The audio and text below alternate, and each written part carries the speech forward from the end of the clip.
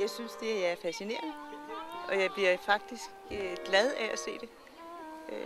Jeg synes, det lover godt for fremtiden, at der er så mange kræfter i gang for at lave noget mere vedvarende og noget mere. Det er over 20 år siden, jeg har været her, så det er helt klart præcis den udstilling, der har været tiltrækkende for mig. Det er fantastisk. Jeg synes, det er noget, jeres indretning heroppe, den der arkitektoniske så videre, udstillinger og maleri og det hele. Jeg synes, det er så flot her. Og det er ikke sidste gang, jeg kommer. Det er helt vanvittigt, at man ikke har brugt lidt mere tid til det.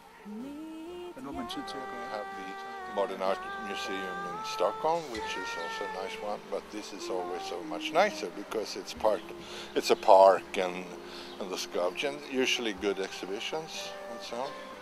And I used to like to watch at the Giacometti sculptures we got downstairs.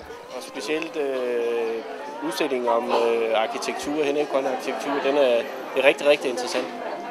Så vi er ikke færdige endnu.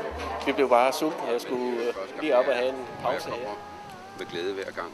Og det, der er så karakteristisk, synes jeg, dels er stedet smukt, men det er, at uanset om man føler sig melankolsk eller glad, så bliver det bare endnu bedre hver gang. Der er altid et eller andet, ikke for at sige noget positivt, men der er altid et eller andet, der gør, at